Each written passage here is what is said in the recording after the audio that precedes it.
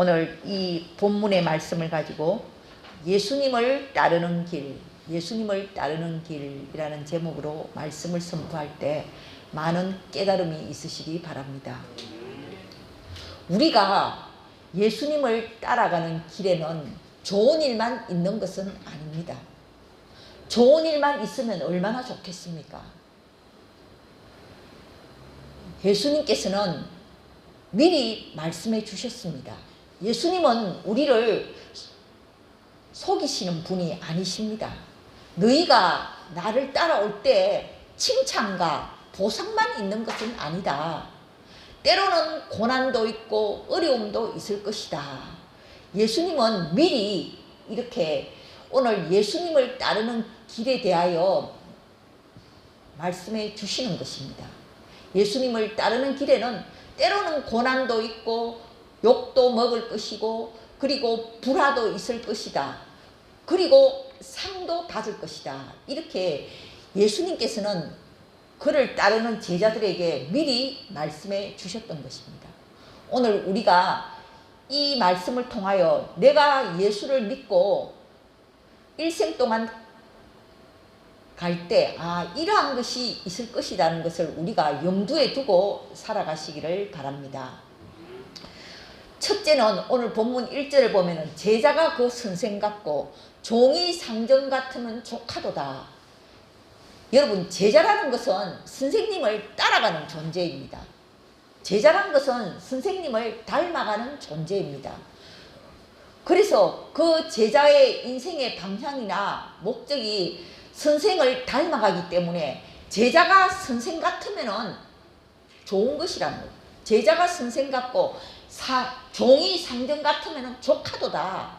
만족하다는 것입니다.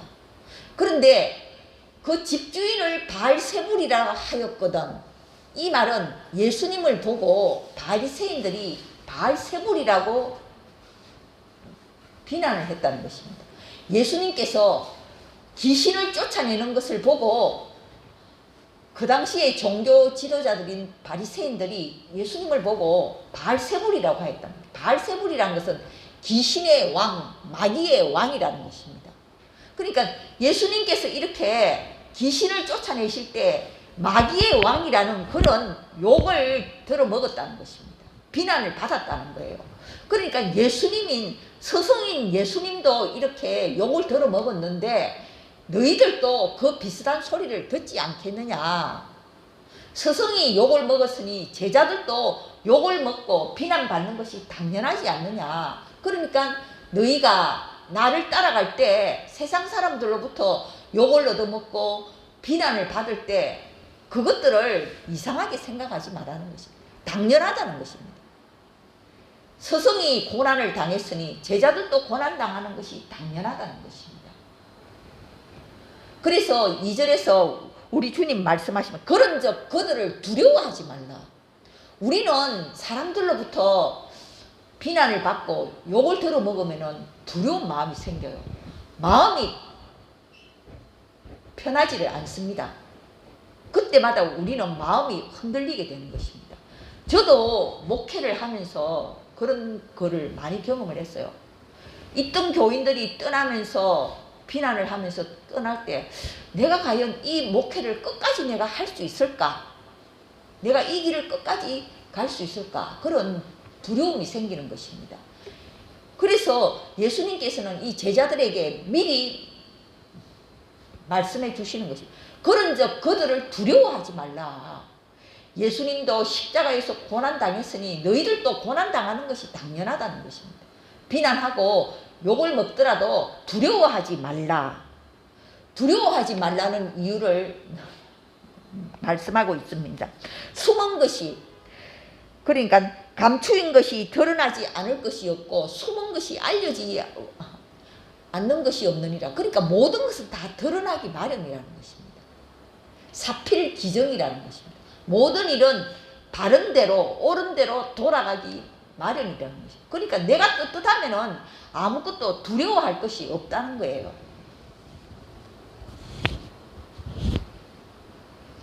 여러분, 우리가 어떤 상황에 처할 때, 아주 좋지 않은 상황에 처할 때 우리는 그 상황에 지는 것이 아닙니다. 두려움에 지는 거예요. 우리는 먼저 두려워하기 때문에 우리는 그 상황을 이길 수가 없는 것입니다. 다윗이 골리앗이라는 그 장수를 만났을 때 다윗이 물맷돌 5개를 가지고 그 골리앗 장수를 넘어뜨릴 수 있었던 것은 다윗이 두려움을 이겼기 때문이에요. 우리는 항상 상황에 지는 것이 아니라 두려움에 먼저 지기 때문에 우리는 이길 수가 없는 것입니다. 제가 이번 이제 구정 때 우리 둘째 아들이 집에 왔길래 우리 그 둘째 아들이 38살이거든요. 결혼할 준비를 다 해놨어요.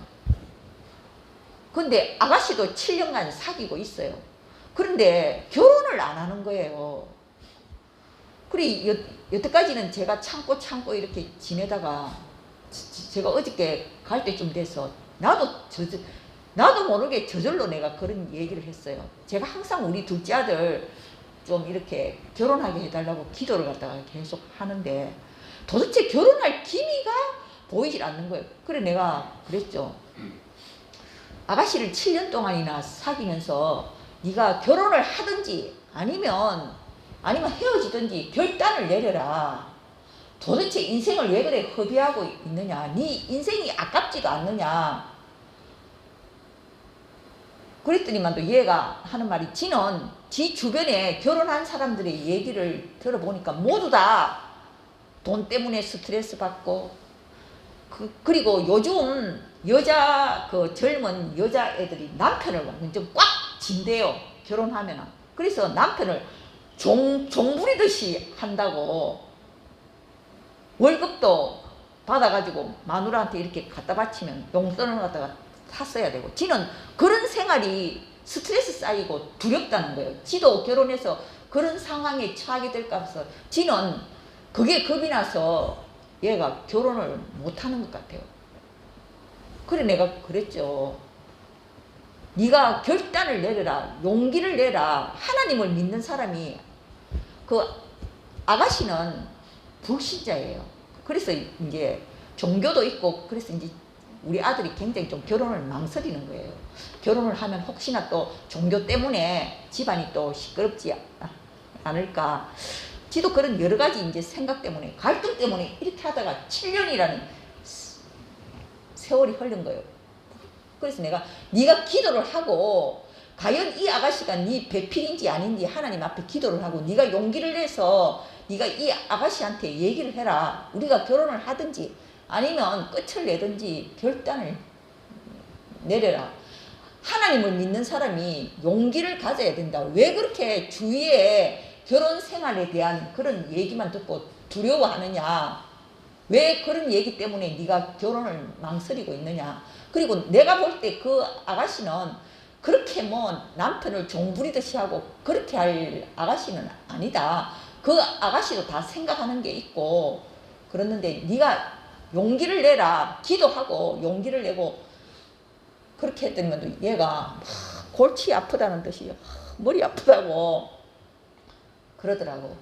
그래서 내가 그런 네 혼자만 편하겠다는 지는 지 혼자 지금 이렇게 사는 게 너무너무 편하대요. 그래서 내가 그런 이기적인 생각을 버리고 결혼을 해서 어려움이 닥쳐오면은 두 사람이 한 마음이 되어서 헤쳐나갈 그런 생각을 하고 그게 믿는 사람의 바른 생각이고 그리고 네가 먼저 예수님을 믿었으니 네가 먼저 간용을 베풀고 네가 양보를 하고 네가 사랑을 베풀고 그렇게 해야지. 아가씨한테 하나도 지지 않겠다 양보하지 않겠다 네가 그런 마음을 가지면 무슨 전도가 되며 어떻게 네가 그 아가씨의 영혼을 구원할 수가 있겠느냐. 그랬더니만도 엄마 말이 맞다고 지가 올해에는 지가 꼭 이제 용기를 내서 아가씨한테 얘기를 하겠다고. 요즘 정말 애들이 얼마나 나약한지 용기가 없는지 제가 그것을 보면서 요즘 결혼해서 이혼도 많이 하고 그 결혼을 해서 어렵게 그렇게 이제 자녀를 키우는데도 너무 돈이 많이 들어가고 하니까 얘는 지레하게 겁을 먹는 거예요. 내가 왜 결혼해서 그런 스트레스를 받아야 되나. 지는 이 생활이 혼자 사는 게 너무 편하다는 거예요. 그러나 우리가 편한 것이 다가 아닌 거예요. 하나님의 뜻이 뭔지, 왜 하나님께서 가정을 다 만드시고 결혼을 갖다가 하도록 다 했는데 왜 네 혼자 그렇게 이기적인 마음으로 편안하게 살려고 그러느냐. 제가 그렇게 장시간 동안 그렇게 했더니 얘가 어머니 말이 옳다고 지가 원래는 한번 꼭 용기를 내서 한번 아가씨한테 얘기를 해보겠다고 이제 그런 얘기를 하고 갔는데, 우리는 지레 겁을 먹는 게 굉장히 많잖아요. 내가 그 상황에 부딪히기도 전에 이미 두려움에 내가 지는 거예요, 이미. 그래서 이 성경에 보면 두려워하지 말라는 말이 굉장히 많이 나오는 거예요. 우리가 상황에 딱 맞닥뜨리면은 하나님께서 다 지혜를 주시고 그 상황을 이길 수 있도록 다 힘을 주시는데도 불구하고 우리는 지레 두려워하는 거예요. 그래서 오늘 예수님께서도 나를 따라올 때 너희들 두려워하지 말라는 것입니다. 욕을 먹어도 두려워하지 말고 비난을 받아도 두려워하지 말라는 것입니다. 왜냐하면 모든 것은 다 드러나기 마련이라는 것입니다. 옳은 대로 사필귀정, 옳은 대로 바른 대로 돌아가기 마련이라는 것입니다. 바로 그게 하나님이 살아계시다는 증거죠. 그래서 오늘 본문 27절을 보면 특히 복음 전하는 자들은 당당해야 한다는 것입니다. 내가 너희에게 어두운 데서 이르는 것을 강명한 데서 전파하며, 그리고 너희가 귓속말로 듣는 것을 집 위에서 전파하라. 이 뜻은 복음을 전하는 자들은 특별히 당당해라는 것입니다. 우리 예수 믿는 자들은 당당해야 한다는 것입니다. 우리가 뭐가 두려울 게 있냐는 것입니다. 세상에 조폭들도 당당하잖아요. 여러분, 조폭들이 얼마나 용감합니까? 생명을 걸고 목숨 하나는 파리 목숨처럼 생각하면서 이 조폭들은 싸움을 하잖아요. 그런 불의한 자들도 당당한데 왜 너희들이 왜 당당하지 못할 게 있느냐. 예수님께서는 제자들에게 말씀하시는데 너희들 당당해라. 어디 가서든지 당당해라는 것입니다.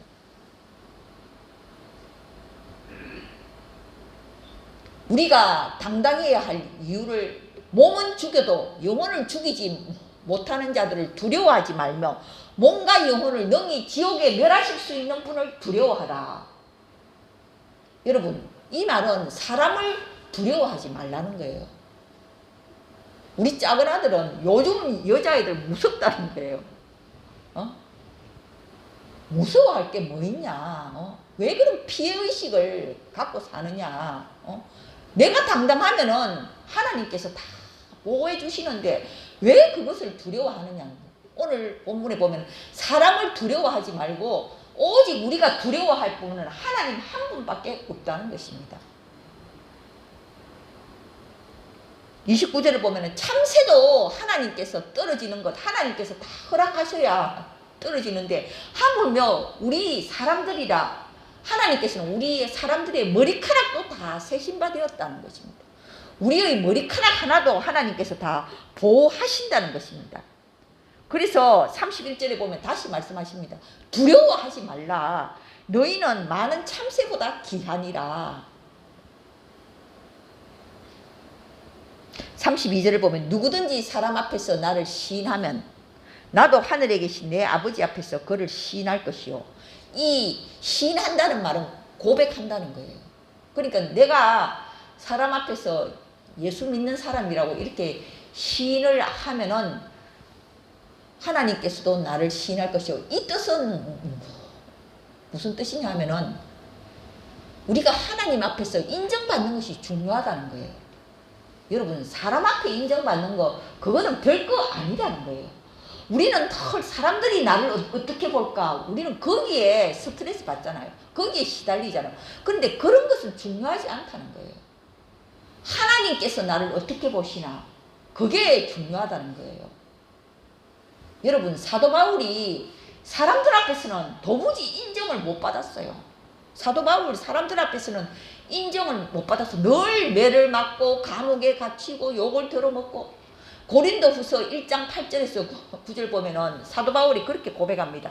내가 아시아에서 복음 전하면서 너무 심한 고난을 받았다. 힘에 겹도록 심한 고난을 받고, 그래서 나는 나에게 하나님께서 사형 선고를 내린 줄 알았다. 여러분, 사도 바울은 사람들로부터 인정을 받지 못했어요. 그러나 그는 하나님 앞에서 인정을 받았던 사람이기 때문에 그는 그렇게 고난도 두려워하지 않았다는 것입니다. 그는 오히려 이렇게 고백합니다. 내가 사람 앞에서 인정받지 못하고 하나님 앞에서 인정받게 된 것은 나를 의지하지 말고 사람을 의지하지 말고 오직 죽은 자를 다시 살리시는 하나님만 의지하게 하려 하심이라. 하나님만 의지하도록 하기 위해서 사도 바울이 사람들로부터 그렇게 고난을 받고 인정을 받지 못했다는 것입니다. 우리는 사람들로부터 인정을 받으려고 우리는 얼마나 눈치를 봅니까? 노력합니까?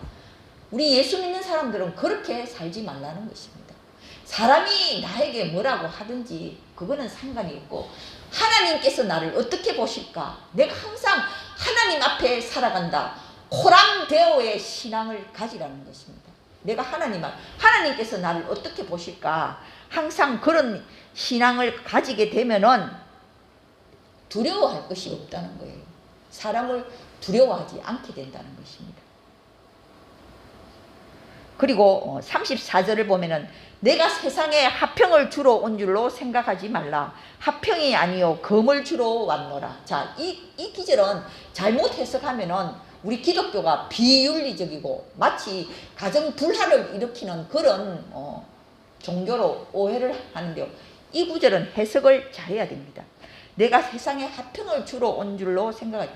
우리가 이 구절을 보면은 마태복음 5장 9절에는 나는 예수님께서 말씀하시는 화평케 하는 자는 복이 있나니 그가 하나님의 아들이라 일컬음을 받은. 예수님은 화평케 하는 자인데 왜 여기는 내가 세상에 화평을 주러 온 줄로 생각하지 말라. 화평이 아니요 검을 주러 왔느라.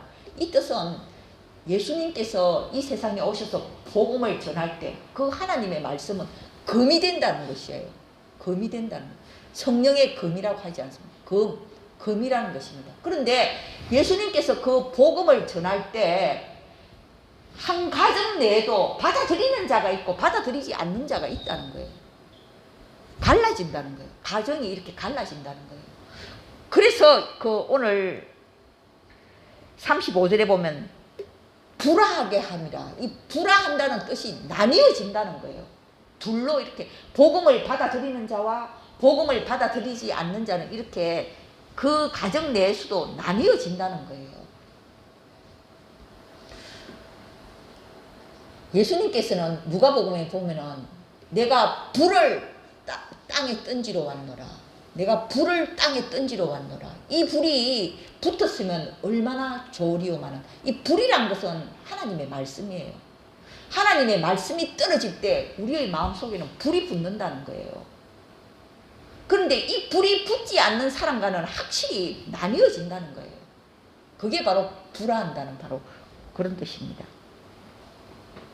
그래서 예수님이 주시는 그 참된 화평이라는 것은 적당한 타협에서 이루어지는 게 아니에요. 복음을 받아들이지 않는 가족들도 복음을 받아들이게 될 때 그때 그 가정에 참된 화평이 온다는 거예요.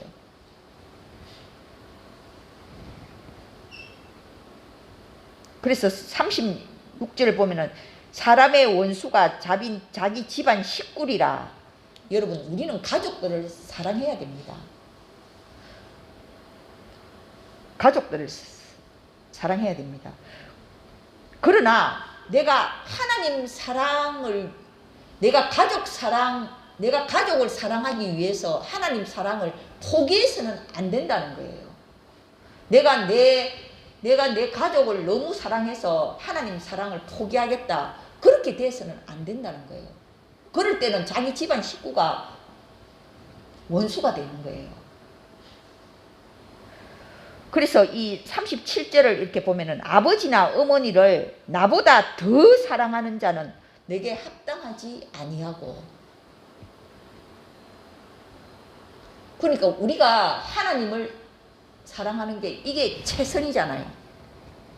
우리가 하나님을 사랑하는 게 이게 최고의 선인데, 이 최고의 선, 이것의 원수는 최악이 아니고 차선이라는 거예요.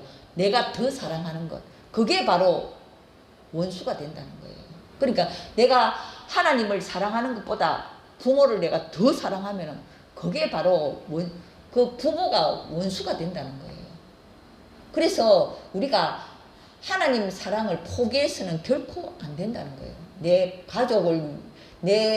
가족을 사랑하기 위해서 내가 하나님 사랑을 포기한다, 신앙을 포기한다, 이런 일이 있어서는 안 된다는 거예요. 여러분, 아브라함에게 하나님께서 마지막으로 하신 시험이 자기 아들을 바치라는 거잖아요. 자기 아들 이삭을 바치라는 거잖아요. 아브라함이 자기가 평생도록 기도하고 기다려서 얻은 아들이 바로 이삭이잖아요. 그런데 하나님께서 마지막으로 하시는 시험이 이삭을 내게 제물로 바치라는 거잖아요. 아브라함이 이 시험을 통과했을 때 하나님께서는 아브라함에게 말씀하십니다. 내가 이제야 네가 나를 경외하는 줄을 아노라. 우리는 아무리 내가 자식을 사랑해도 하나님 사랑보다 앞서서는 안 된다는 것입니다. 그리고 오늘 본문 38절을 보면 또 자기 십자가를 지고 나를 따르지 않는 자도 내게 합당하지 아니하리라. 자기 목숨을 얻는 자는 잃을 것이요 나를 위하여 자기 목숨을 잃는 자는 얻으리라. 그리고 내 몸, 자기 애가 너무 강해서 내 몸을 너무 생각하고 내 몸을 너무 이렇게 사랑하는 그 사람도 합당하지 않다는 거예요. 여러분, 우리 친정아버지가 살아계셨을 때 자기 몸을 너무 사랑했어요. 당뇨병이 있으니까 그 당뇨병 혹시나 그게 이제 심해질까 봐서 늘 막 축하고 등산을 하고, 그리고 먹기 싫은 잡곡밥 그런 걸 계속 먹고, 그럼 우리 이제 어머니가 그렇게 너무 스트레스 받으면서 애쓰지 말고 교회 가서 기도를 좀 하지 이랬더니 우리 어머니를 비웃더라고요. 자기는 교회 가서 1시간 예배 드리는 동안 앉아있으면 혈당이 올라가서 안 된대. 그래, 너무 자기 그 목숨 그걸 한들, 여러분, 그렇다고 해서 오래 사는 게 아니에요. 건강하게 사는 게 아닙니다. 그러니까 내 목숨, 이것도 결국은 우리가 영생을 얻기 위한 통로가 될 뿐이지, 내가 이 목숨 가지고 영생을 얻는 것은 아니기 때문에, 내가 내 목숨도 우리는 막 건강해지려고 근육을 키우려고 운동도 하고 늘 그렇게 내 몸 하나 이거 건강해지려고 우리가 얼마나 애를 많이 씁니까? 그런데 그것도 하나님 사랑보다도 지나친 거는 안 된다는 거예요. 우리는 사실 숨이 끊어지면은 이 몸은 불태워서 한 줌의 흙으로 돌아가잖아요. 그래서 그 목숨, 그 없어질 그 목숨도 너무 그렇게 애지중지하지 말하는 거예요. 그래서 자기 목숨을 얻는 자는 잃을 것이요 자기 목숨을 잃는 자는 얻을 것이라. 그러니까 우리가 이 땅에서 살면서 하나님 사랑보다도 앞서는 것이 있어서는 안 된다는 거예요. 그게 가족 사랑이든지, 그리고 자기 몸 사랑이든지, 그런 것보다 앞서서는 안 된다는 것입니다. 그리고 마지막으로 이제 40절부터 42절까지는 하나님을 영접하는 자에 대해서 설명하고 있는데요. 복음 전하는 자를 영접하면은 예수님을 영접하는 자가 되고, 예수님을 영접하는 자는 하나님을 영접하는 자가 된다는 거예요.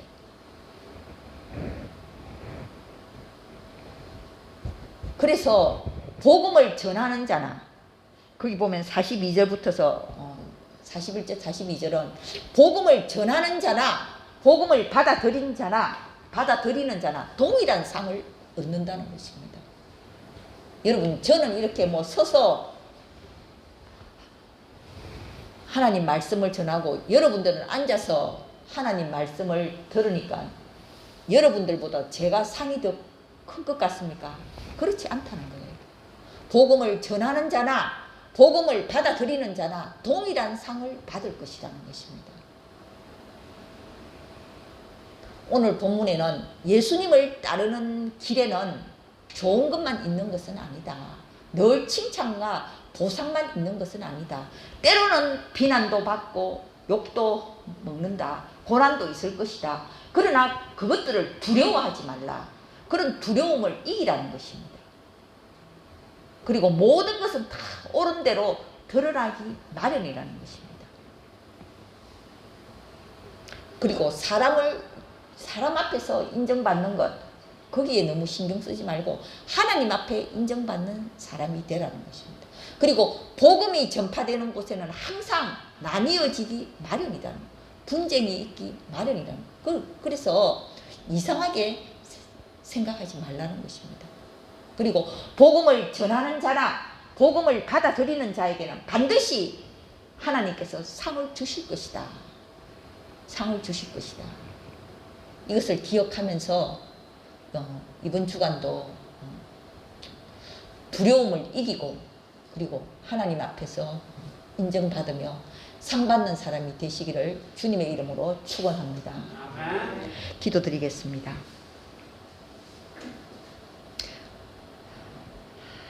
하나님 아버지, 이 거룩한 주일날 아침 귀한 성도님들을 이 전에 보내주시고 또 생명의 말씀을 전하고 우리가 듣게 하시니 참으로 감사를 드립니다. 우리가 살아가는 이 세상에는 두려움이 많은 세상입니다. 우리가 또한 이 코로나로 인하여 얼마나 우리에게 많은 두려움이 있습니까? 우리가 두려움을 이기고 하나님 앞에 인정받는 삶이 되게 하여 주시옵소서. 그리고 우리가 복음을 전할 때 또 우리가 복음을 받아들일 때 하나님께서는 반드시 그런 사람은 상을 잃지 않는다고 하셨사오니 우리가 항상 복음을 전하며 복음을 받아들이는 자가 되어서 상 받는 자들이 다 되게 도와 주시옵소서. 한 주간도 우리 성도님들의 사업처 위에 또한 저들의 직장 위에 저들의 가정 위에 항상 하나님의 은혜와 평강이 넘치는 한 주간이 되게 하옵소서. 특별히 물질적으로 어려움 당하는 성도들이 없도록 하나님께서 물질을 풍성히 공급하여 주시옵시고 늘 하나님께 영광 돌리며 감사하며 찬양하며 기도하며 사는 한 주간 되게 하옵소서. 예수님의 이름으로 기도드립니다. 아멘.